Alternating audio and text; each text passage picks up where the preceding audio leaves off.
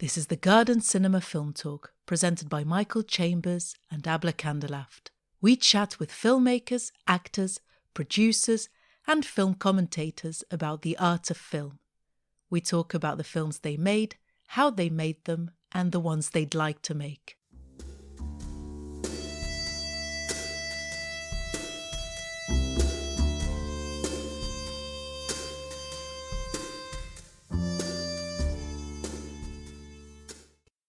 This week, Michael and I are joined by Dan Chambers.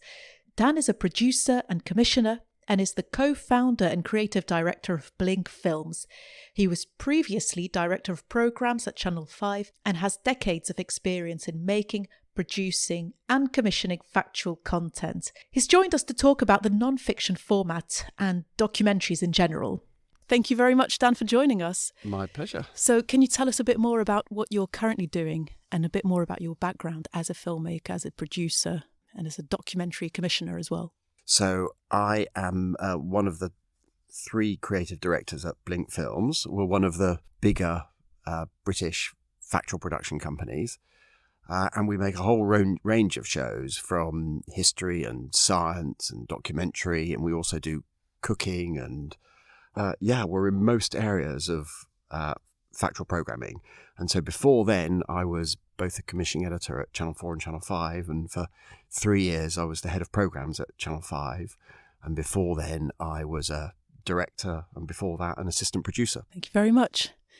So, Michael, what's your interest here in factual, non-fiction, or how would you describe it, documentary films? Well, as much interest as anyone who likes film, really. My father was a documentary filmmaker, so as a kid I used to see them being made.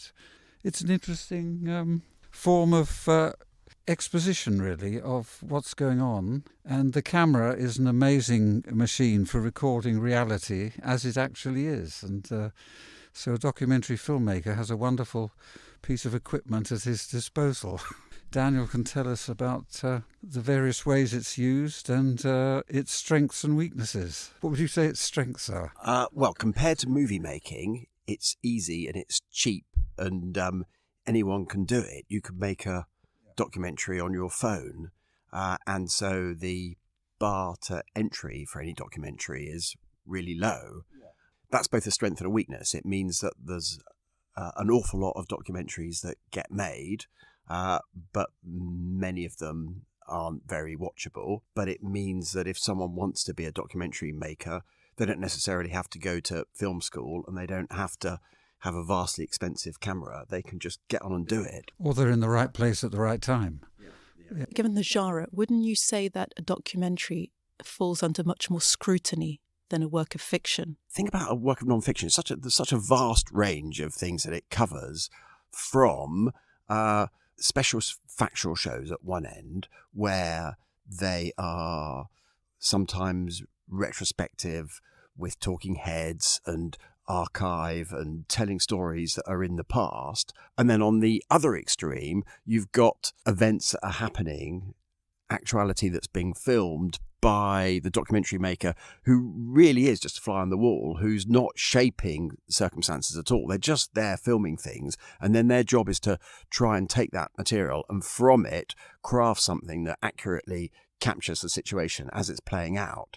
And in its extreme form, you have these fixed rigs now, like in some of the Channel 4 shows, like 24 Hours in A&E, where there's not even a cameraman. It's just a rig of cameras, and they record the events as it happens and then take the key elements of it to try and tell the events as they occurred. And so, on the one hand, you've got something that's very much in the past, with the hand of the author deciding what elements to bring out. And then on the other, you've got something which is really just an attempt to capture the reality of the situation. You can never really trust, just like any article in the newspaper, you can never really trust a documentary simply to tell the objective truth. You've always got to know who's behind the camera and who's editing it, especially who's editing it. The editor can produce completely opposing angles on it according to their preference. And anyone who says that's not the case, Yeah. that's right. It has to be the case, doesn't it? That whether you realise it or not, anyone is bringing their own point of view to bear on it. And sometimes you do it explicitly, and other times you do it with being less aware of it. And you can make an endeavour to try and capture events as they are, but inevitably there's going to be the hand of the editor or the director or some input. If you're now advising the viewers now, are there any clues as to whether this documentary is being highly angled and not to be trusted, or on the other hand that it can be trusted? I think most documentaries that have been commissioned by a broadcaster have gone through the rigorous procedure of standards of practice, where at minimum there can't be stuff in it that's untrue, because the lawyers identify it and they correct it. So if something is factually incorrect, or if you've presented someone in a defamatory light that's unfair, someone will pick up on it, and that won't go through that way. There are documentaries made by the far right in America, the far left in America, that are clearly advocating a point of view, and other people would see those and go, God, that's outrageous. That's not how events are. And that's quite an established documentary form, that you put a polemic across. And it's quite a good form. You put a polemic across in an outspoken way. It's an argument, but it's an argument in pictures, and you'd call it a documentary, but effectively it's a polemic. It's a point of view. The point of view question seems to come up quite a lot. I'd love to hear your opinion on the recent rise in popularity of true crime, initially in the form of podcasts, but also in documentaries, and Netflix's role in that. And I'm thinking more specifically, as we're talking about The Staircase, which, I don't know, Michael, if you've seen it. The Staircase is a true crime documentary, I guess you'd call it, about a husband who is accused of murdering his wife, of pushing her down the stairs. The documentary is very much about why he might not have done it, basically. But that's the thing. The documentary is made with him, and the perspective is really from his point of view. So I found myself sympathising with him for a start. Well, that's the beauty about non-fiction, is you're given a glimpse into someone else's life, and it creates empathy. But that's kind of the risk as well. And now they're making a fiction film based on... I've seen on the buses, it's out, isn't it? Yeah. On The Staircase with Colin Firth. I'm interested to just hear your perspective on this, because you've worked in non-fiction for so long, on this rise in this very particular genre of true crime, and why it's popular, and what you make of the perspective of the filmmaker and its often obvious bias. Well, I'd start by saying The Staircase is a truly brilliant documentary series. It's magnificent, and for people who haven't seen it, they should see it. Even if they're not interested in true crime, it's just a cut above the rest, because you just don't know what's going on. You think you've understood it, and then things change, and they change again and again, and it's masterfully made, where the information release is what those certain kind of documentary makers strive for, because when you flip in terms of your understanding, you flip big time, and then again, and it's just a brilliant viewing experience in a way that you rarely get with documentary. So yeah, I would definitely advise anyone to see that. The whole rise of true crime, I mean, you're right to point that out. This has come along, it seems to have coincided with the streamers.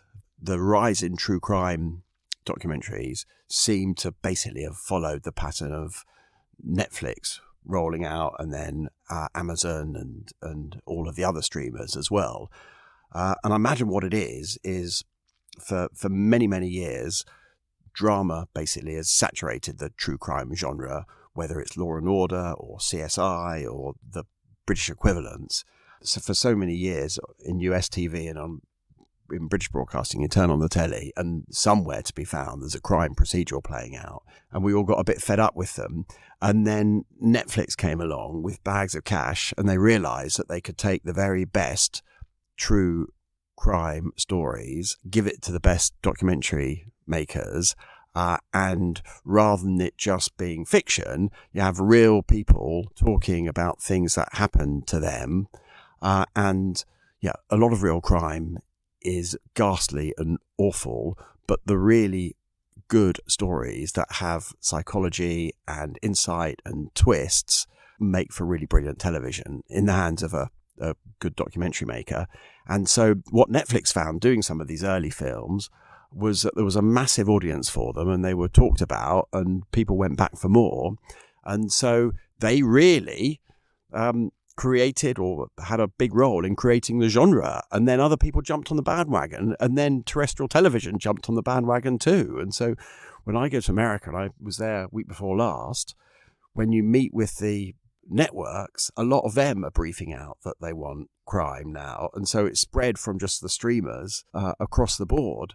Interestingly, though, because there's been such an explosion of it in the last few years, a lot of people are turned off violent crime now, and that's kind of reached a saturation point. The fascination now for Netflix and a lot of the other streamers is non-violent crime, and in particular what they call tech crime. And so what's possible, whether it's in Bitcoin or Silicon Valley or often really wealthy people doing white-collar crime where there's a good story to be told with twists and turns. Fraud. Oh, fraud, like yeah. Tinder swindler. Tinder swindler, that's a good example. Yeah.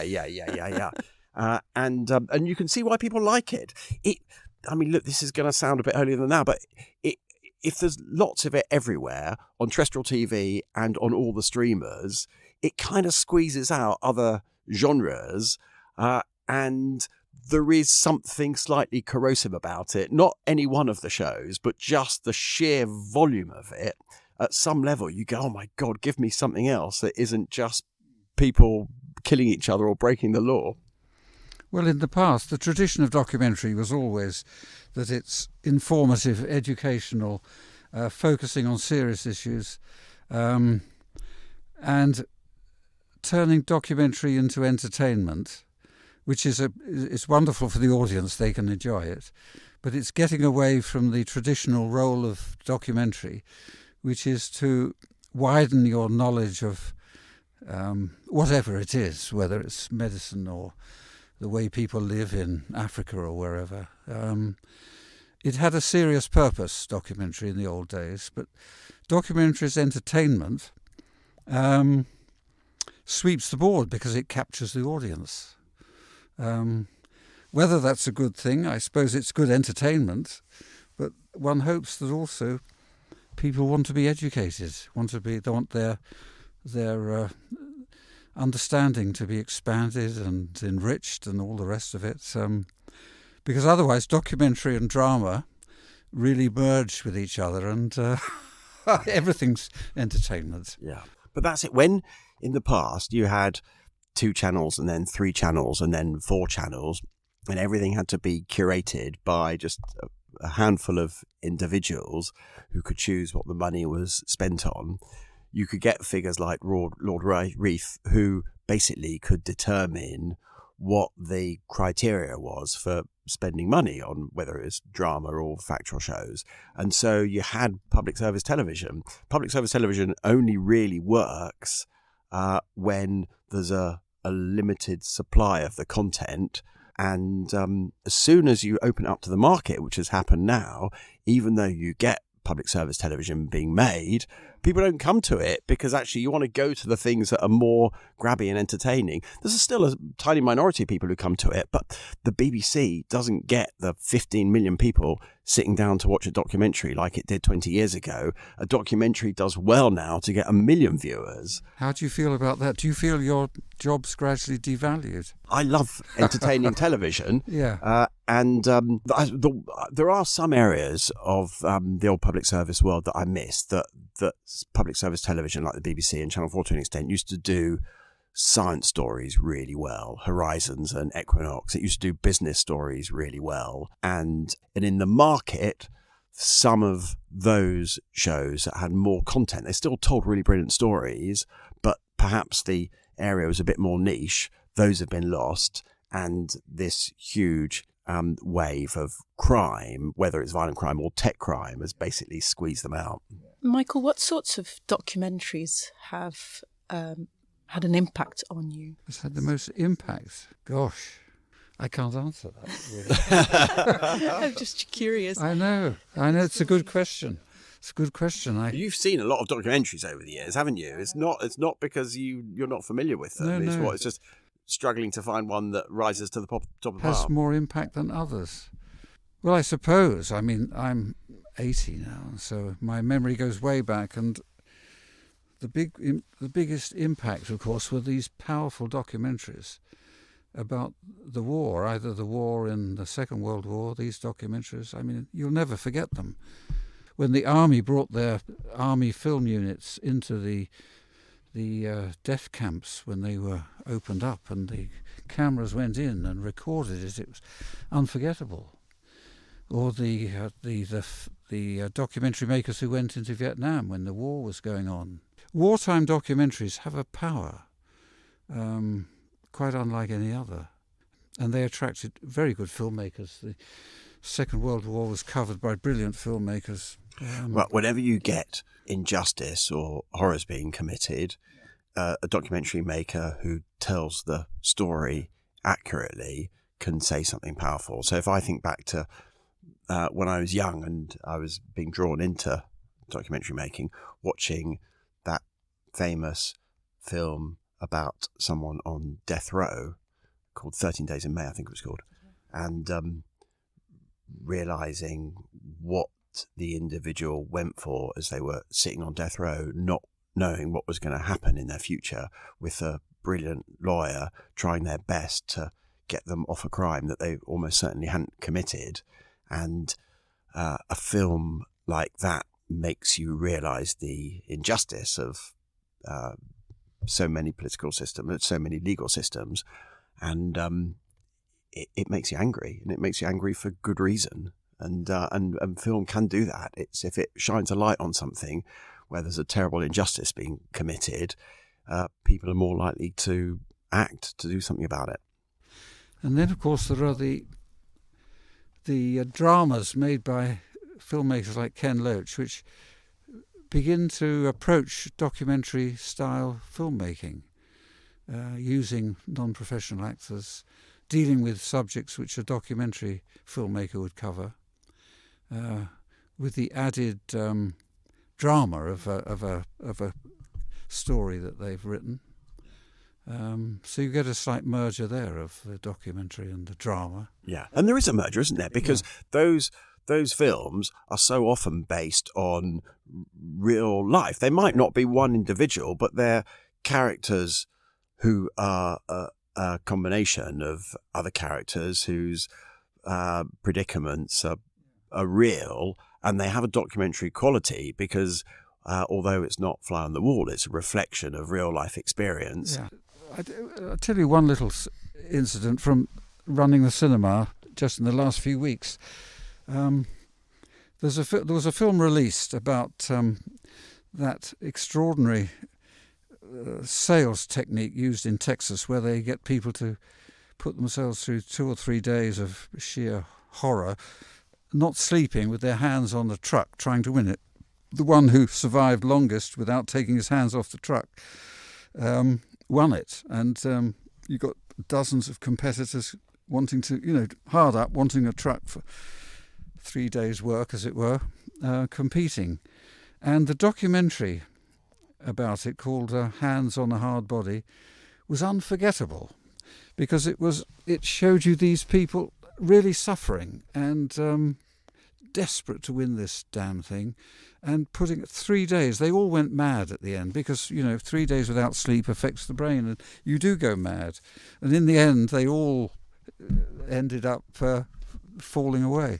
But one of them fell away last, and he got the truck.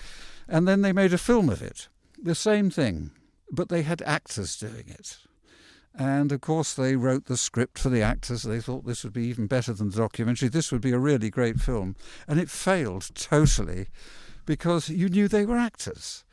Yeah, when you have a documentary, it doesn't need to necessarily obey all the rules of drama to be a success, does it? It's if there's an immediacy and an honesty to it, and you can see something that's playing out across the course of your career, you've commissioned very different types of factual TV, documentaries, and so on.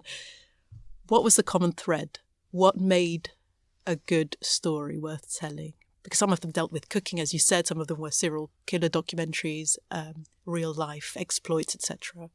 Well, I've got the areas that I love doing myself, that are my personal passions, which I do a lot more of at the moment, and they tend to be factual investigations that at the core of them have something that we're building or creating. In one case, we were lucky enough to come across a 2,500-year-old tablet that had the original plans for an ark, which the British Museum curators said they thought were very likely the inspiration for the ark in the Bible, and we rebuilt that. We rebuilt it in its actual form, and so yeah, I love documentary making where there's real investigation, or there's something that we can construct, or that we can dig up, or that we make stuff happen, as well as it just being the filmmaking. So that's the stuff now that I get really excited by, and I have about 7 or 8 of those on the go at the moment. When I was running Channel 5, I was ultimately responsible for commissioning everything that was on the channel from 2003 to 2007. So it's I'm not sure there was a single thread there that ran through everything, but certainly I love content, I love insight, I like things that are surprising, I love things that are taboo breaking, things that are true that other people don't say. When you're approaching networks in the United States, in Europe and overseas, how do you find their approach to all this differs? I mean, what they want to show and what they'll reject. Well, American Britain by far our most important market. And there, everyone loves a story where there are new revelations. And that's kind of across the board, where so often the key thing is it's a well-known subject or a well-known person, and there are new things to say that are revelatory, that shine a fresh light on them. And in a way, that's a universal, and I suspect that will never go away. And a lot of what we do is that. That's... But what about the continent, say?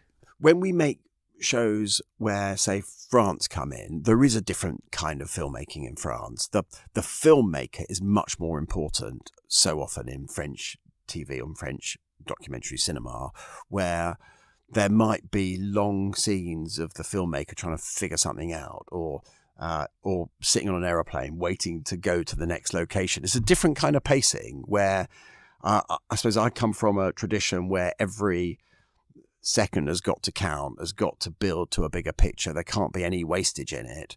And there's nothing indulgent. There's nothing about the filmmaker, really. It's about the subject and doing the subject justice. And there is a tradition, it still continues in France, and I hope the French commissioners don't hate me for saying this, but where the filmmaker's allowed to be more of an author. And sometimes that means that they put a kind of a quirky approach on it that is illuminating, and other times it's just downright indulgent and they get away with it.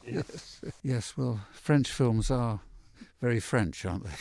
Yeah, it's a different way of doing things, and it's one of those things where, there's a lot to be said, I suppose, for giving people more freedom to do what they want, and sometimes that results in things that are brilliant pieces of art, and other times it results in things that are just utter indulgence. Yeah.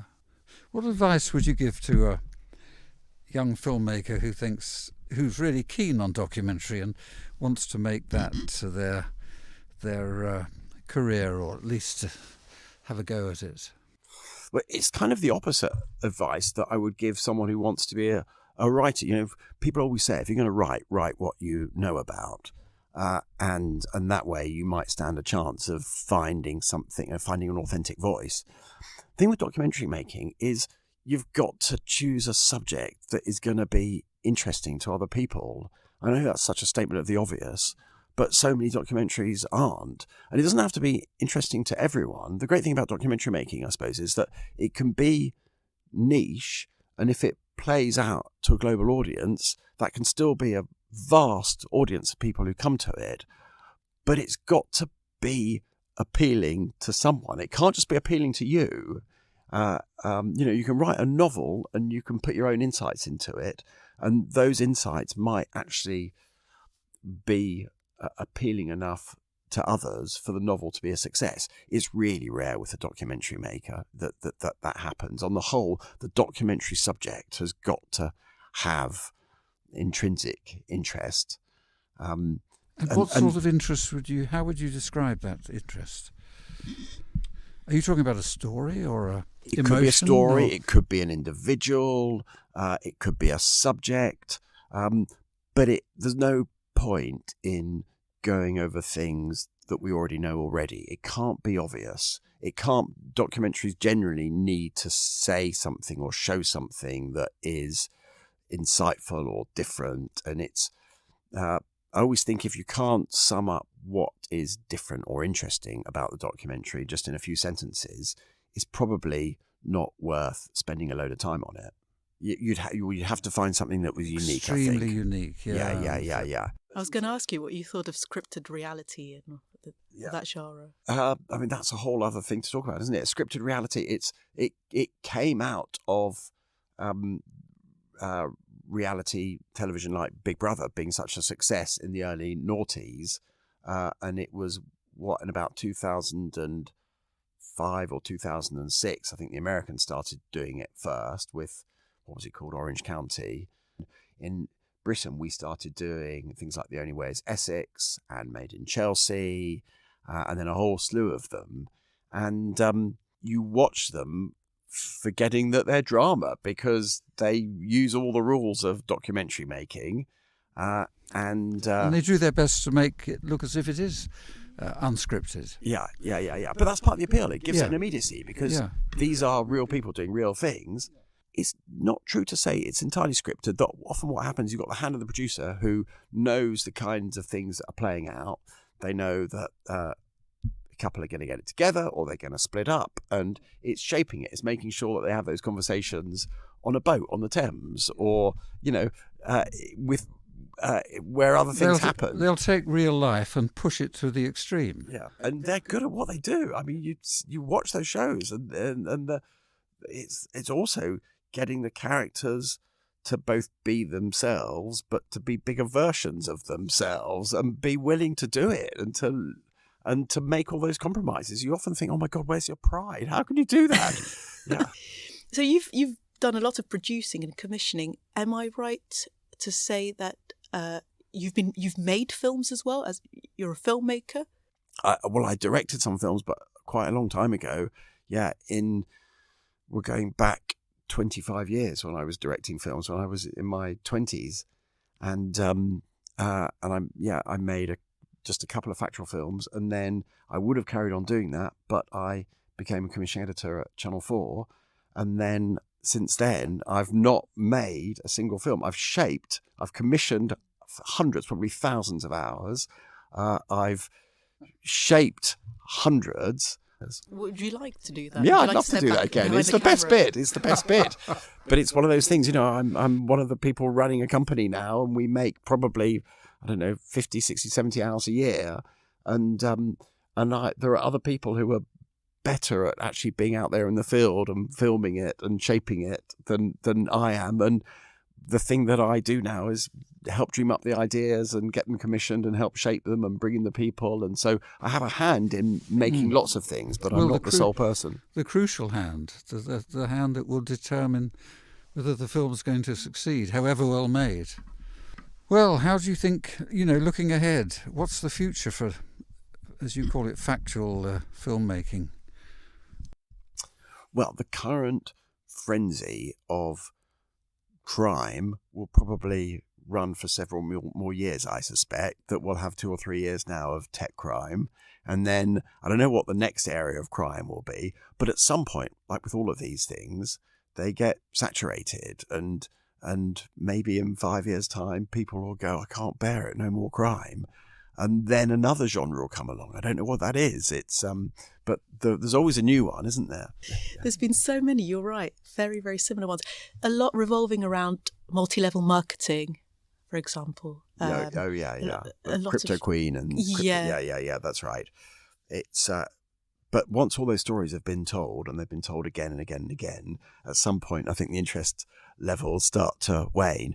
If I think back to when I first got the role as director of programs at Channel 5, and before then actually, and I was thinking, what's the next big genre? And we realised that you could tell documentaries about people who had an extraordinary ability or an extraordinary disability, and it was a whole area that hadn't really been explored.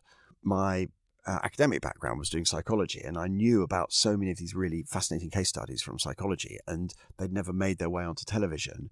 And so we ploughed a lot of time and money into making those shows that went out under a strand called Extraordinary People, and then Channel 4 copied it with their strand called Body Shock, and then America ran their strand on Channel TLC, and then Europe ran their strand, and before you knew it, it became a really established genre of documentary making, and it probably ran for the best part of 10 years, and it was everywhere. It was all over. The BBC did it as well, and now those films are nowhere to be seen. They saturated, and you have to look quite hard to find them anymore. And so I think the same could happen with crime, and another genre will come along. Who knows what it will be? I think a possible growth area is polemical documentaries, political documentaries, because so many people don't trust, it's the same with the obvious, really, isn't it, what politicians say, but they will trust a film that their friends have recommended. And where will they be shown? Well, they might be. The BBC won't show them. No. But some of them get shown in cinemas like yours, I would hope, and some of the streamers will show them, and sometimes they're made by crowdfunding, and then they get shown in festivals, and then they're good, and they get picked up by streamers or others, and there are things that need to be said on quite a big platform where a film like kind of Social Dilemma that was on Netflix about social media and the power of the companies in Silicon Valley to manipulate us and our children into keeping you watching, because the value is you, the eyeball, and a lot of that was surprising, and that film has had an impact way beyond what anyone would have imagined, I think. And so, yeah, I can see there being more and more films like that where the funding perhaps comes from crowdfunding rather than any individual, because that's right, the broadcasters are less likely to get behind it in the first place, and the streamers are less likely to fund it from the outset. But then if it's a success, it will be picked up. Yeah. I agree with you. I think in as much as digital filming is becoming so much cheaper, there'll be a lot more polemical documentaries, as you say. But I think there will be a market demand for them, because for so many decades, public service television has catered for a kind of Catholic range of tastes, and people watch BBC, Channel 4, ITV Channel 5 in vast numbers, but now all those channels are basically dying in their current form. And you look at audience figures that, for so many years, EastEnders and Coronation Street, over 10 million people were watching each episode. Now they do well to hit 3 million, and documentaries that could have in the past got 5-6 million viewers again are doing well to hit 1 million, and the direction of travel is just ever diminishing. And so as all of that curated public service content gets less and less viewed, how are the needs for content actually fulfilled? And I suspect in time maybe it will be particular streaming platforms that emerge, or maybe it will be zones within other platforms like Netflix. And there must be a way of people who want that kind of content finding it, because there's clearly a demand for it. It might be niche, but it's a strong demand, and it's a strong demand, I imagine, in every country. And it's crucial to keep that going, that you don't allow an entertainment market to squeeze it out. Yeah, ideally it'd be accessible as well, so that you don't have to make a lot of effort to root through to find it. Thank you very much. It goes in no time, doesn't it? Yeah, it's been a good chat. It has, yes. This was the Garden Cinema Film Talk. You can find out more about the cinema screenings and seasons on our website, thegardencinema.co.uk, and follow us, send us comments and feedback on our social media, @The Garden Cinema. Thank you for listening.